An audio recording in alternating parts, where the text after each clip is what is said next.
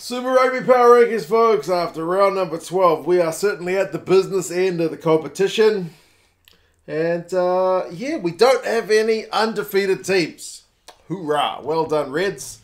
But we'll get to you in a minute. We need to start with the bottom row. We'll rank them, and you guys can let us know your thoughts on how you think the teams are sitting and who you think might have a chance going into the knockout stages. Moana, Pasifika in 12th after coming ever so close against the Blues a week before. They played the Hurricanes and lost 71-22. Yeah, that's a bad result. I mean, they scored 22 points, which not everybody does when they're playing the Hurricanes away, but when you concede 71, it's kind of hard to get too excited about much of anything. I watched part of that game. I ended up driving around to Tony from Distracted Sports' place to do a stream for the Blues and Crusaders game, and I left when it was like 50 points, and by the time I got there, and it's not that far a drive, it was 70, so yeah, not great.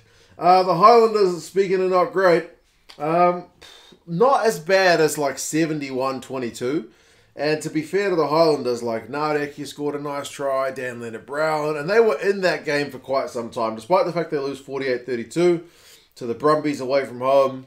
The Highlanders actually look competitive for a while, which is one thing that's kind of pleasing. It's just the end of the game that kind of took it away from them. So that's often the case with the best teams and the kind of also-rans, but at least the Highlanders weren't, you know, just awful. Like there was a game to be watched there if you watched it until the last little bit. The Rebels in 10th. The Rebels 38-20 losers to the Waratahs. A couple of early tries, and it was looking like happy days for the Rebels, but I guess similar to the Highlanders, it was the course of the match which took the game away from them, conceded a couple of penalty tries. Yeah, I got them down one spot. The other two teams are the same as last week, but the Rebels, that was like a proper game where you needed to push for the playoffs and get a result, maybe away to the Tars, but the fact they didn't get it done, they're now in 10th. On the log means it's going to be hard going for them. And then the Drua, goodness me. The Drua are a different beast away from home than they are at home, aren't they? So they lose 34-14 to the Force. I think they were scoreless in the second half in that one. The Force forward pack dominated pretty well. So the Drua down a spot. If they're going to play at home, you know, they're a threat. But away from home, it's just not quite been there for the Drua. So that is your bottom row. Speaking of the Force, I got them in 8th, and that's where they sit on the log as well. So they are sitting there in kind of playoff contention at the moment with their 4-7 record, which is the same as what the Drua have got. But it was a must-win for them against the Drua. 34-14 was actually pretty comfortable. Mataele got a try. Falafanga got over the whitewash. So yeah, important game for them. They really needed to win that one at home because it's going to be a tough one for these sides there or thereabouts to kind of make that 8th spot. Going into this round, you were realistically looking at all of these guys, the Highlanders, the Rebels, the Drua, and the Force for that one. But the fact that the Force got the win and those other three teams lost, that did the Force a wee bit of a favour. But there's still a couple rounds to go, so the Force, despite the fact that I got them up too, will need to keep performing. The Reds I've got in 7th, which, believe it or not, is the same spot I had them last time. I have given them a massive bit of credit for a 25-22 win over the Chiefs, but sadly it wasn't enough to jolt them up another spot. The Reds have genuinely been a pretty inconsistent side. 5-6 is their record.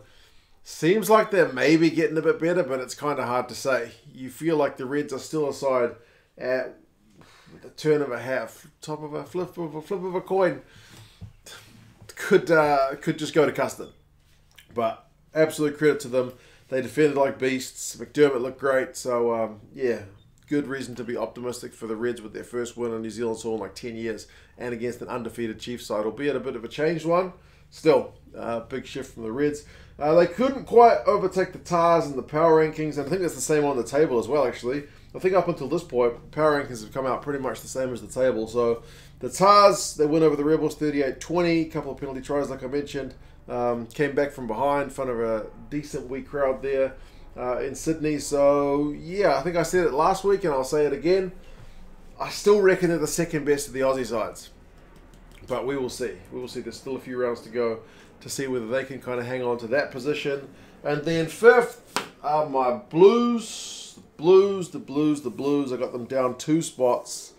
15-3 losers in Christchurch. It was never going to be an easy one to go into Christchurch and get a result, but man, they just kind of look bad. I know JK's going on about a potential knock-on that was missed.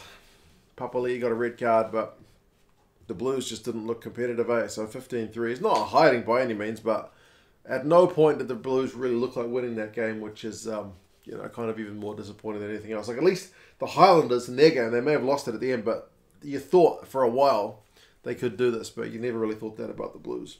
The Hurricanes I've got in 4th spot, so they are up 1 spot on the power rankings, 71-22. Adi Savea gets a hat-trick. It's kind of hard to give them too much credit for a win over the winless Moana Pasifika side, but you still got to give them some credit, man. The Blues win at home by the skin of their teeth a week earlier, 1 point, and yet the Hurricanes do it 71-22. Amazing stuff. So, good bit of confidence-boosting action for them. The Brumbies, I've also got up a spot into 3rd on the power rankings. They're 2nd on the log. But, 48-32 win. It certainly wasn't easy. Samu gets a double. It was that final quarter that kind of showed the difference between a top side and a less than top side. But, the Brumbies are another one of the sides that's looking the business. Speaking of looking the business, the Crusaders in 2nd, same spot as last week. I've got them not far behind the Chiefs with that result, but still the Chiefs have just edged them. How sharp did Leicester Whanganuku look, right? Yeah.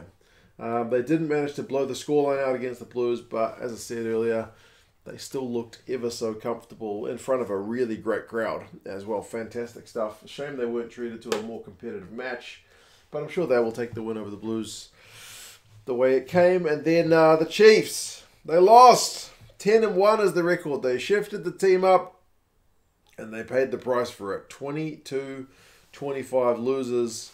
Not at home in Hamilton, but still kind of home away from home in New Plymouth. But they are mortal. Is that a little bit of a wobble from them as we're going into the kind of crunch end of the season? Or do you think that's just, as I said, the kind of price of changing the lineup? But anyway, that is the power rankings for 12 rounds of Super Rugby. We still have a handful to go before the knockout stages. You guys let us know your thoughts. And I'll talk to you guys again soon. See you later.